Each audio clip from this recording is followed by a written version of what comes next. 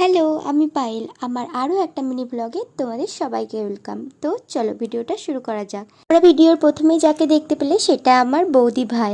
আর এদিকে দেখো পুচকি আর মা রেডি হয়ে গেছে। বৌদি ভাই আর আমার জন্যই দাঁড়িয়েছিল।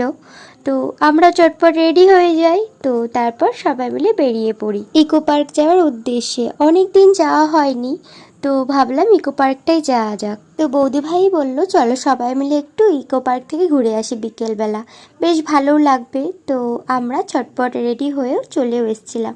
আর যে পুচকিটা দেখতে পাচ্ছ ওটা হচ্ছে আমার একটা ভাইপো, মানে একটা দাদার ছেলে। ও দেখেছো সব সময় আমাদের সাথে এত ভালোবাসছিল কি বলবো।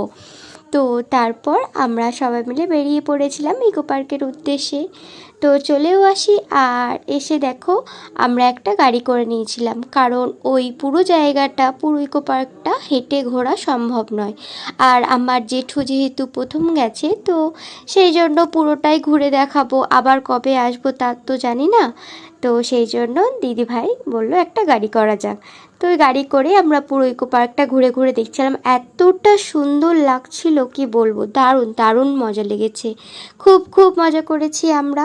আর দেখো তোমরা, এই কিছুটা জায়গা করা হয়েছে দার্জিলিংয়ের মতো, মানে টয় ট্রেন, ঘুম স্টেশন, পাশে আবার চা বাগান। তো আমাদের বেশ ভালোই লাগছিল, সব চারিদিকটা ঘুরে ঘুরে দেখছিলাম। অনেক কিছু দেখেছি যেগুলো আগে এসে দেখিনি। তো তোমরা দেখতে থাকো পুরোটা।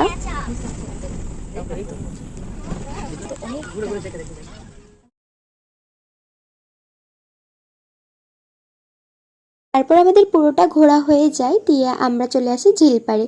কিছু টুকটাক খাবার খাচ্ছিলাম ওখানে বসে, বেশ হাওয়া দিচ্ছিল, ভালো লাগছিল। আর আমার পুচকি ভাইপো দেখো কি করছে, মানে ওর জামাই পড়বে বলে আইসক্রিমটা কি করে খাচ্ছে, বেশ ভালো লাগছিল না দেখতে, কি কিউট। তারপর আমরা সেখান থেকে বের হয়ে আসি।